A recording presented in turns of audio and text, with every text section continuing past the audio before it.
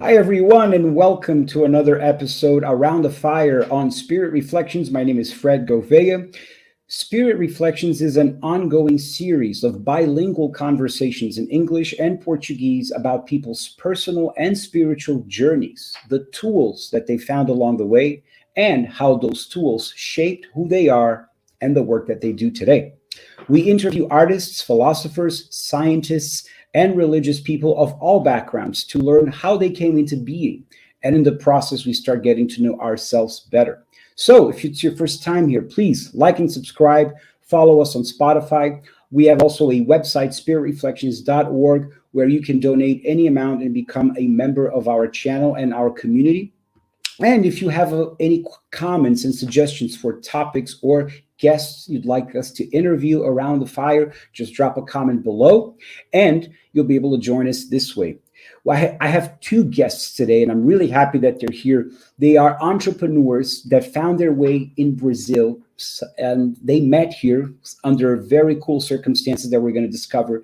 And they created a spirituality holistic app, a whole community where you can interact and have all kinds of spiritual and holistic activities there, sessions, workshops, group classes, and it's a really cool app. Now I downloaded it a couple of weeks ago, and I'm really enjoying navigating around it.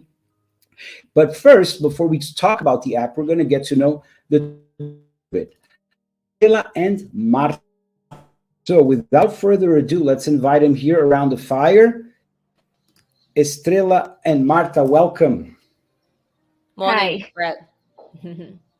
Nice to meet Very everybody nice to here. meet you.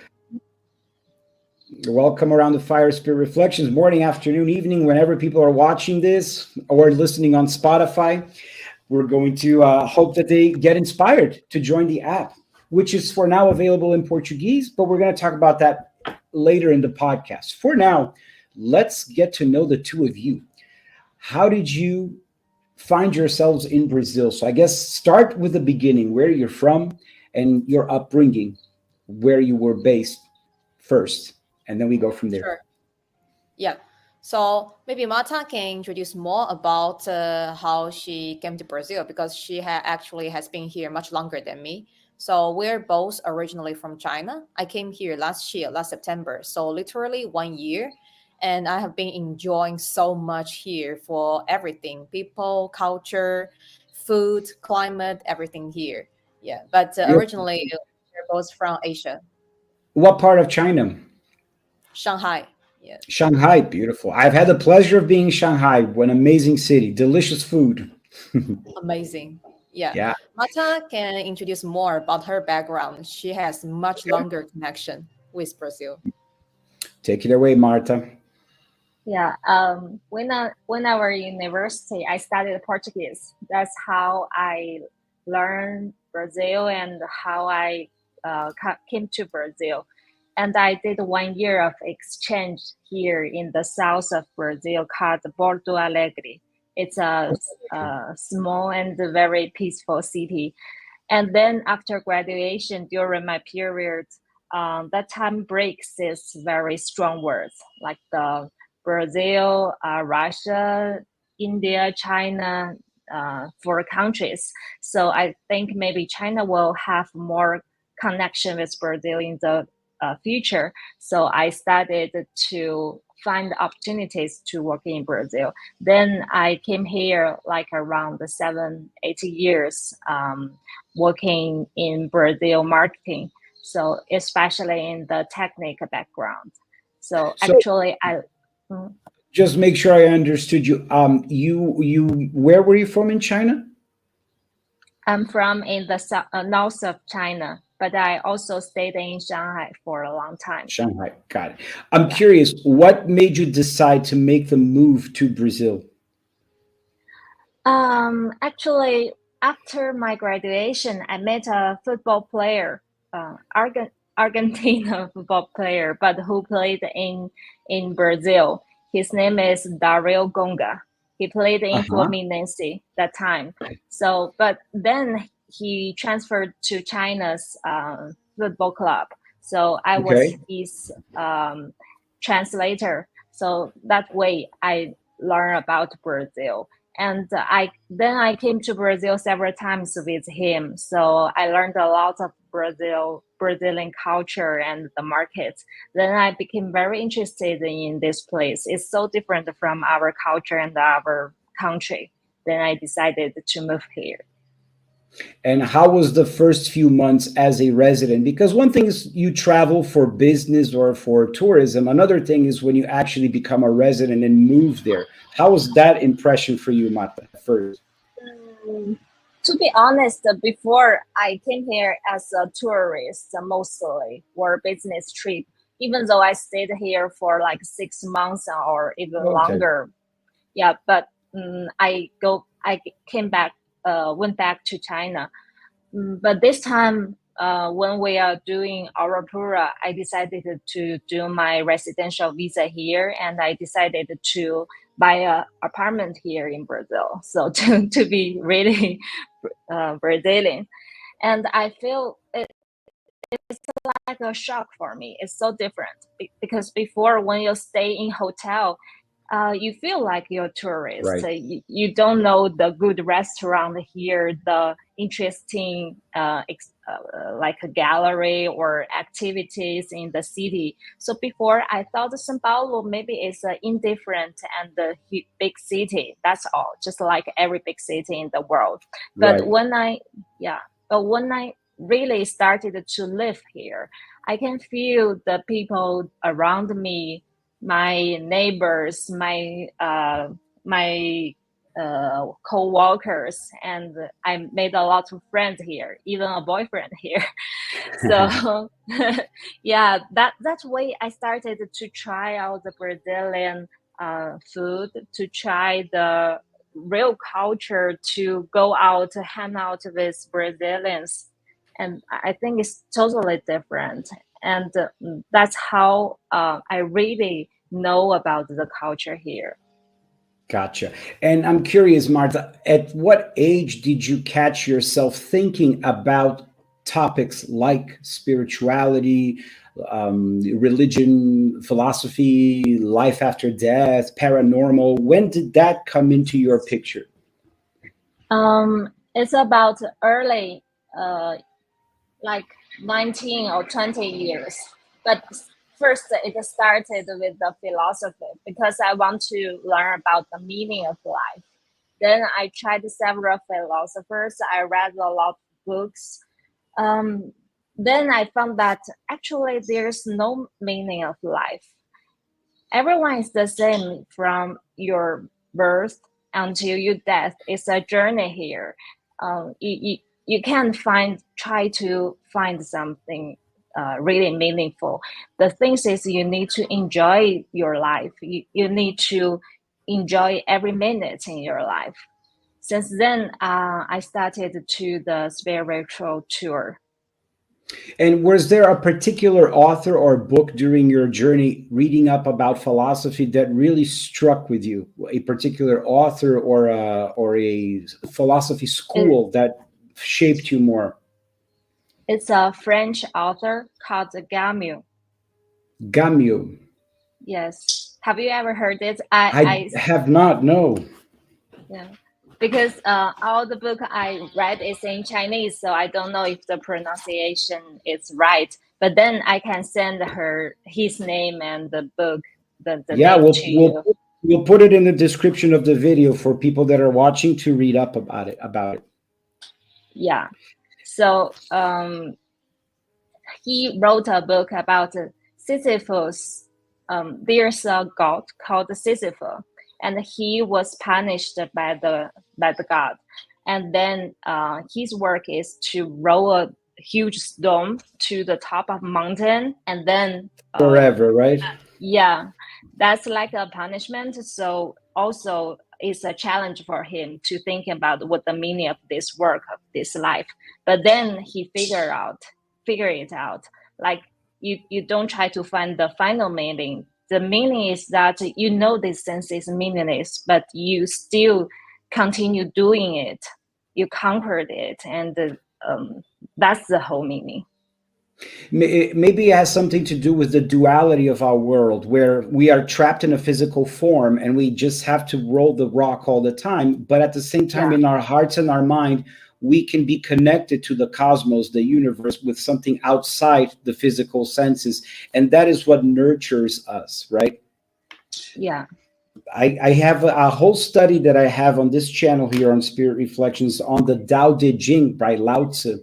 There is a German man who created a book called The Tao of Leadership, and he studies the Tao Te Ching deeply, and he did a translation and an adaptation for Western audiences around the topic of leadership.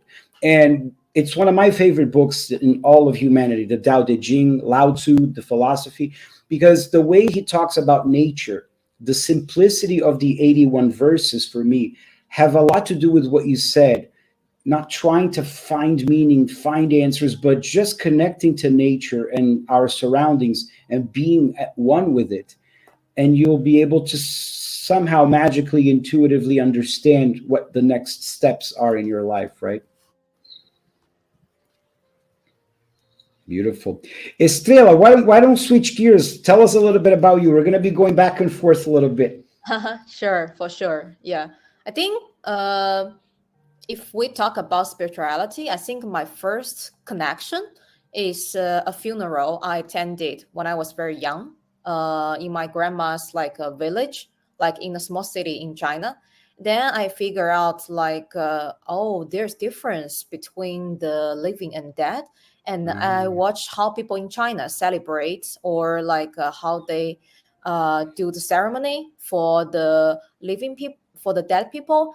It's not a sad thing. It's not a sad thing. Actually, people are very happy because I remember it's a very elderly person. He lived more than 100 years, and people are wow. actually celebrating for this thing, and they believe they went to some place beautiful and happy, and the whole village is celebrating and people singing. Like, I'm not sure if you ever see the funeral ceremony in China.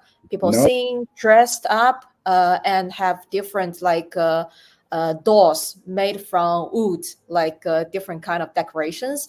And then I was very young, maybe 6, 7 years old, and I realized, oh wow, there's difference. Like, he's lying down there. He looks different. your But grandmother, right? no, my the some guy in the grandmother's village. I think maybe Oh, some understood now. relatives. A Yeah, maybe relative some of your relative. grandmother in her village. I see. You attended Exactly. his funeral. Got it. Got it. Okay. Yeah, yeah, yeah.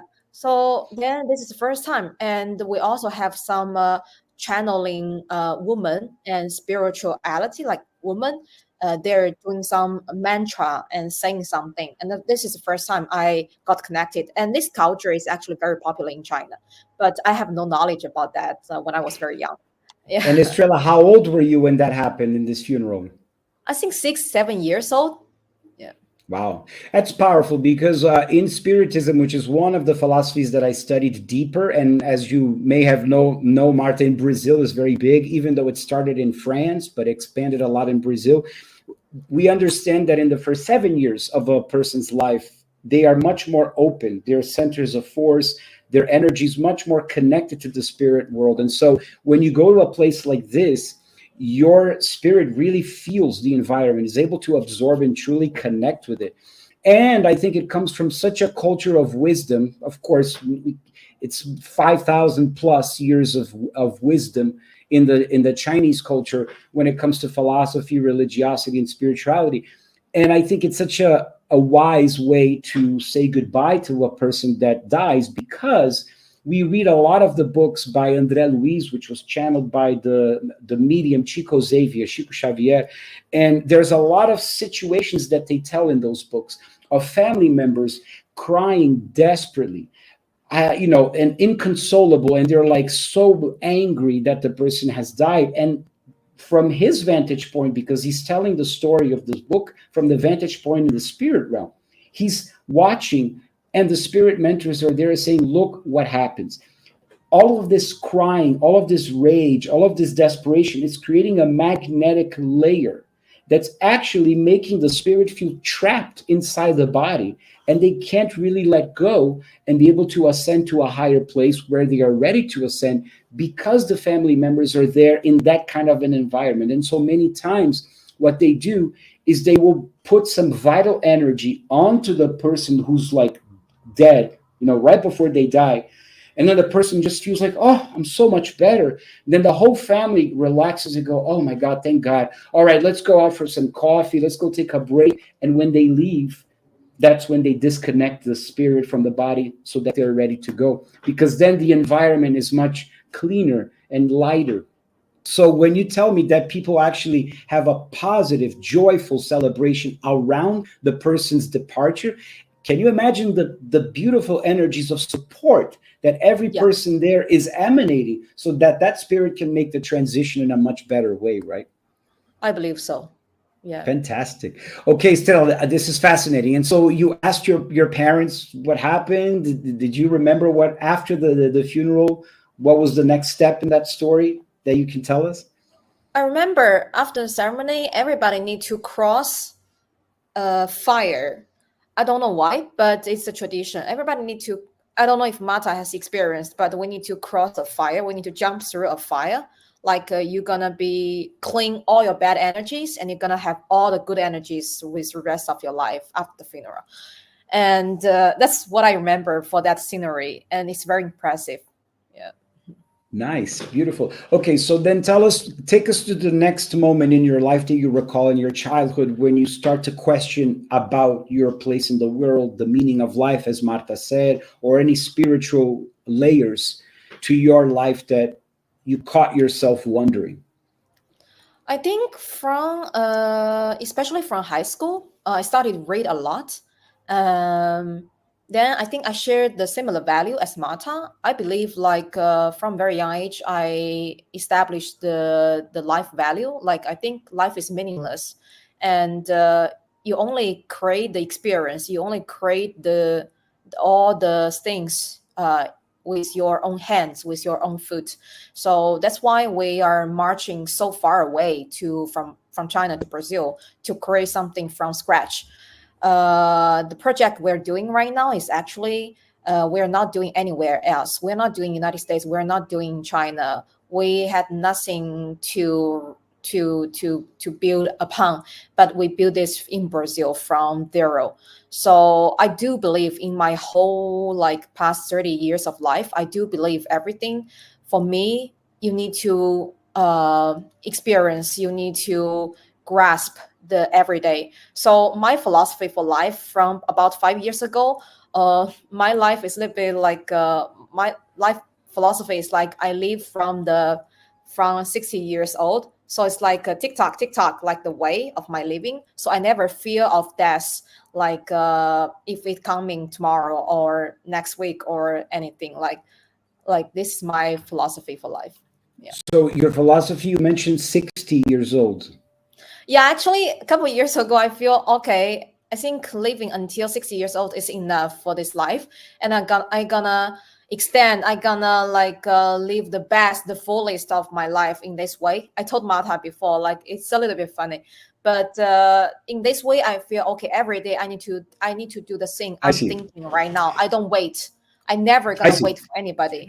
Yeah, So if I understood you correctly, you set a mental goal that you pretend your life will end at 60 so that you can produce and get a lot more focused on your day-to-day tasks, so you can really leave a legacy behind in the next 30 years of your life. Is that the exactly. rationale? Yeah. Wow, that's intense. Yes. I hope you live longer, but I understand why you're doing that. It actually helps to focus. That's wonderful. Now, Exactly. Estrella, tell me what was the moment when you were in Shanghai and you said to yourself, I'm going to move to Brazil. How did that happen? It's last year in July. No, it's in June. Before I quit my previous job, I was seeing another like a big technology company in China, and we had like global business, and I was managing the whole business outside of China. So I travel globally every year a lot, like very happily, like half time in China, half time globally travel. My team is scattered everywhere in Asia, United States, in Europe, and like so I enjoy a lot. But during the whole journey, especially at the end of the whole journey in the previous startup, I was thinking the meaning, like what we are discussing right now, and I really want to build something for my like for long term like purpose. So I'm always interested in the wellness vertical. So I'm thinking, okay, right now is the time. And then I talked to some of my friends and also my angel investor, and they all support my idea, especially my parents. They support me a lot. And then I started to plan everything, and I just moved to Brazil in September. I never been to South America before. I I was also going to travel. ask you that. Yeah, because you said you were traveling the world with your team, but it sounds like you had not been to Brazil. Okay, wow. So then So it's a you, big move. Yeah, I just yeah, relocated myself and live here since last September. So it's a very big, bold move. And people say I'm crazy, but I think it's not crazy. It's my destiny. And I think it's a very right choice because I always enjoy my decision. So I just enjoy my life here. beautiful, Estrella. And so when you were in the process of wanting to create something long lasting for your legacy, something from scratch that is related to the wellness vertical, were you doing sort of research and development, and then Brazil popped up during this research as a potential place to develop this, and that's when you decided? Yeah. So Got I it. was managing all the emerging markets for previous startup, but this is a technology company, and I saw so many startups grow up and die, and how the ecosystem. So from a technical, from a monetization way, I was seeing the whole market, and we did a lot of research together with Marta, and then I was thinking, okay, for the whole South American market. I want to be here, but one single language, which one is the biggest one single language market? It's Brazil. So I did more research about the wellness, existing like the service offerings and all the culture. I even bought a lot of books about the history of Brazil, and one of the recommended books is called Silver Stone and Sword. It's a very good one. I can send later the link. It tells Yep, about all please. the Silverstone and sword. yeah, I think it's like this.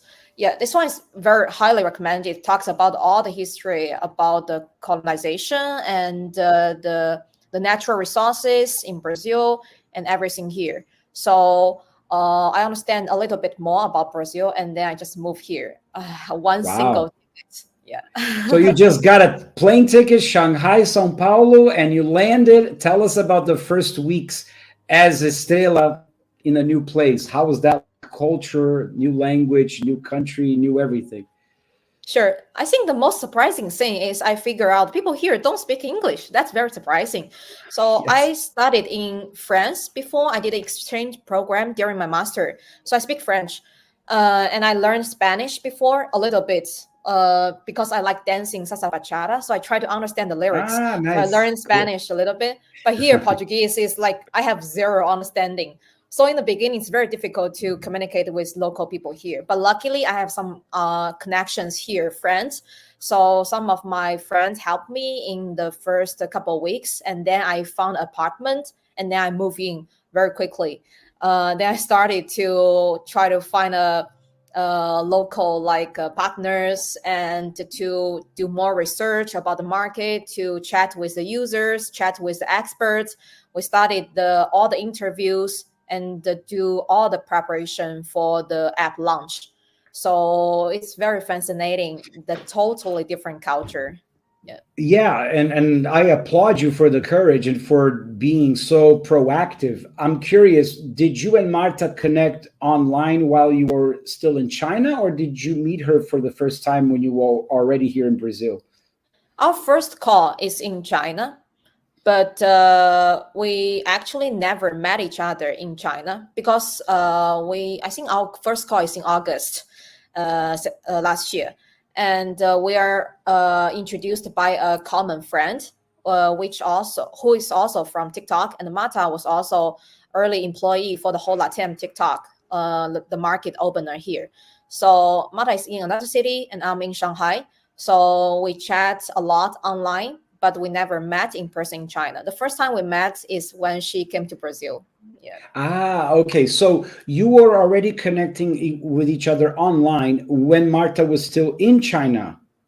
Ah, Exactly. okay. So it's a long relationship, right? Before you met in person. Yeah. Mhm. Tell us, Marta. Tell what about the relationship? No, how long were you connected, so approximately, with Australia online before you came to Brazil? Yeah, I think not that long. It's around several months, maybe 2 or 3 months, because that time Estrela was in São Paulo and I was in China doing my visa to Brazil. And we already are planning the webinars about some experiential topics before the app launch. So we prepared for like 2 months, and then my visa done, and I went to São Paulo. I see. So, in the process of talking with each other online, you were already creating the seeds of this app. Yeah. Yeah. Yes. I Estrella see. has already designed the whole application, the UI UX things, and but before launch, we were talking, we were discussing what else we can do. We want to make some social buzz during that time, and also we want to find some experts, healers in our area. So we started to do the webinars. We started to do our website and our official social media. Got it. Cool. And all of the social media handles are in the description of the video: Instagram, Facebook, TikTok, and the app itself, which you can download from the Apple Store if you have an iPhone, or from the Google Play Store if you have an Android.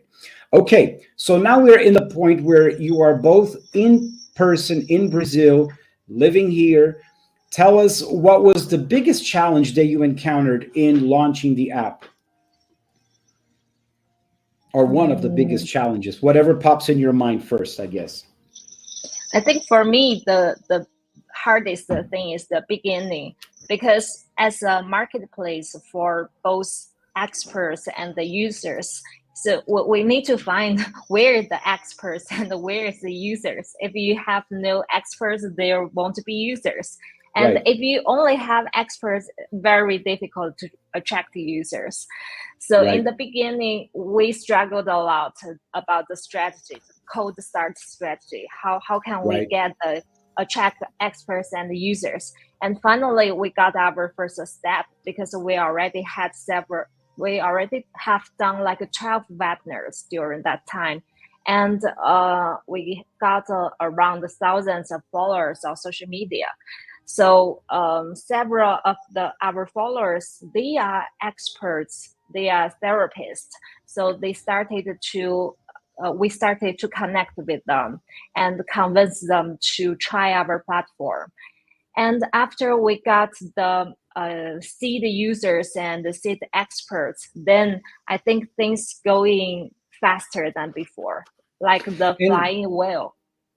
what was your pitch to the experts? What was the convincing factors that you spoke about to persuade them to join the app? Because after a lot of chat and interview with the experts, we found that they got a pinpoint. The same pinpoint is they did a lot of propaganda on Instagram or YouTube, but they are not professional creators and they don't know a lot about digital marketing. So even though they are very experienced, they got a good technique, but it's difficult to attract clients and attract followers, and they already spent a lot on social media. So, but we are actually professional in this area. We got a team of marketing. We know how to build up the content.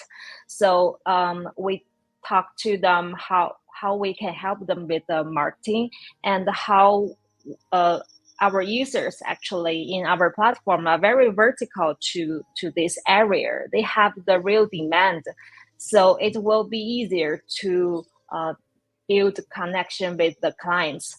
And use this point, we convince the experts to onboard on our platform. So the pain point you illustrate is very common to people that are in the healing sciences, in therapies and holistic practices, which is that it's for them, it's sometimes hard to market their services or themselves, especially to a unknown audience that they do online with Google Ads and all kinds of investments that they do. So you provide a sort of a coaching or some sort of a development for them to effectively be able to promote themselves online? Yeah, actually, we as a platform, we attract the users who are interested in holistic area first, and then we distribute these users. We provide these users to the experts, because the holistic area is not a concentrate market. So for both for users, they are very difficult to find the qualified experts.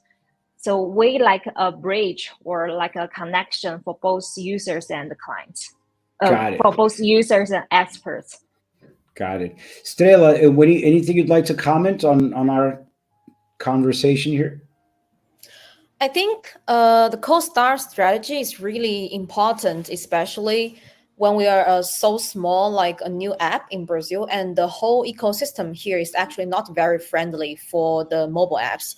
So I would say here, for if you ever like try different kind of apps, especially for social media or community apps, there's no like example or model we can learn. So we have to build something from zero. Like we have to learn by ourselves. So we bring a lot of experience from our previous jobs. Like Marta bring a lot of her like experience from the previous startups, and I also bring a lot of technology background, like the experience. So we try to make this as a one-stop like marketplace for the expert to try to solve their hassle, so they don't need to like spend so much time as an individual business owner. It can focus on the content production and also focus on the content like the sessions. So we're doing all the legwork for them. So I think this is pretty cool, that to attract the users and also the experts. So when you mention community in Brazil, what comes to mind in the technology space is things like WhatsApp groups, Facebook groups, and Instagram, particularly here, tends to be very, very used compared to places like the United States, for example, where Americans don't tend to spend so much time on Instagram compared to Brazilians. They do spend a lot of time also. And so how have you been able to be this bridge to attract them from those places I just described into your app, which is a whole environment in and of itself?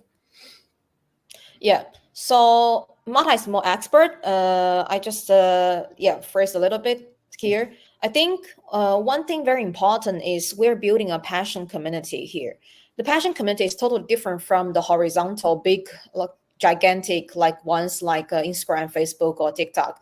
The content is too generalized and too like popularized, and they don't have any specific focus on these platforms. If you want to research something or search for something, you have to input the keywords and you have to filter by yourself. And for example, if I want to search for a good like Heiki healer on Instagram, I have to research the keyword Heiki, and it's gonna jump a lot of millions, thousands of profiles. How did you know he's qualified or she's qualified or not? You never know. You have to pay, and you have to sacrifice your trust first. So maybe the guy is a fake account, or they just want to get your money. You can never get his or her certificate. You can never know his experience. You can never saw the past opinions for this expert. But we build a product. All the users here can see, everybody in this passion community, they can see everything about this expert, from introduction to the past experiences to all the, from the live from the free live streaming, like what we are doing right now, they can test, oh, if I like the professionalism, if I like his knowledge, if I like him, okay, I'm gonna click the button and I'm gonna reserve his individual session, or I can join in his group session in a very affordable way. So we gave the user much more choice and flexibility to filter for their own purpose. So in that way, I think it's a huge difference and differentiation from the big horizontal social media apps. Yeah, That makes sense. And all of this experience for the user and for the expert is free, right?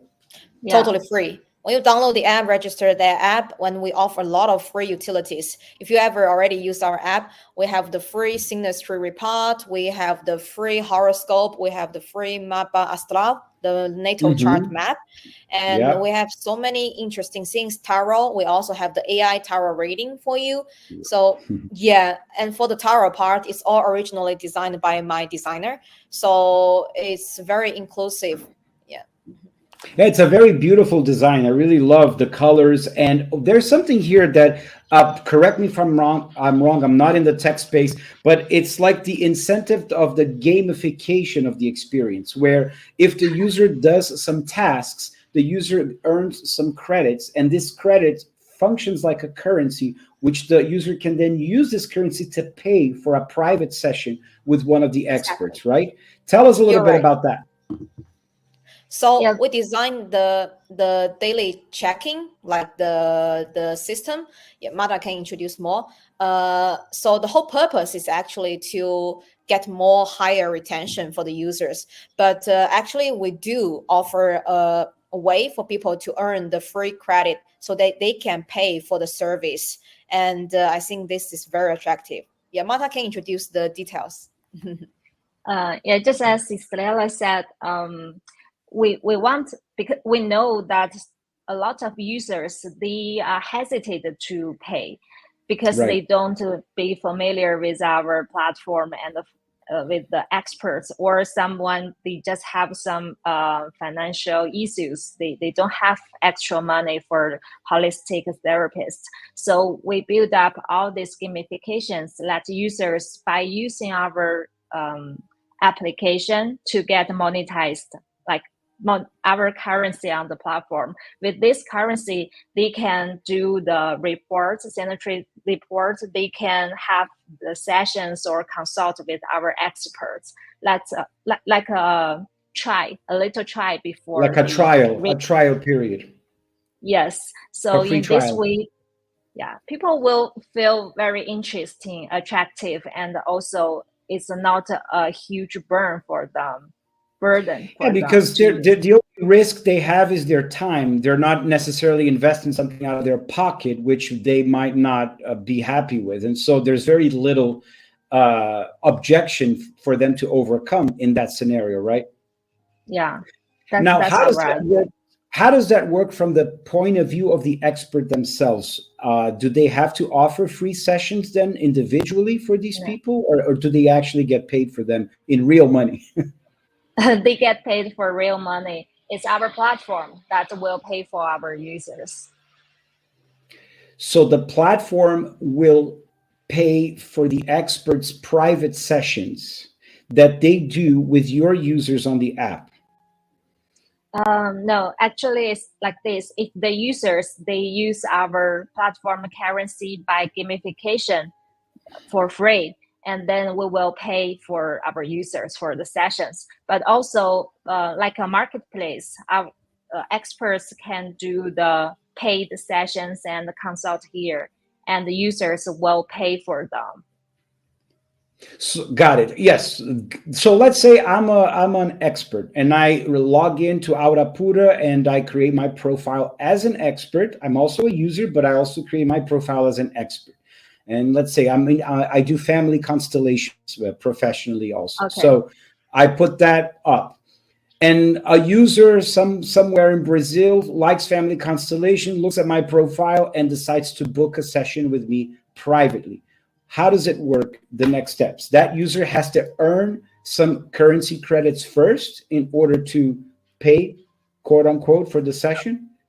Users can pay directly, And if you don't want to pay by money, and then you can use our functions to accumulate the currency, but it will cost a long time. So a lot of people, they just want to pay immediately with the real money here. With real money. And then the session has to take place within the app, or they can do it outside, like via FaceTime or WhatsApp video call or something like that?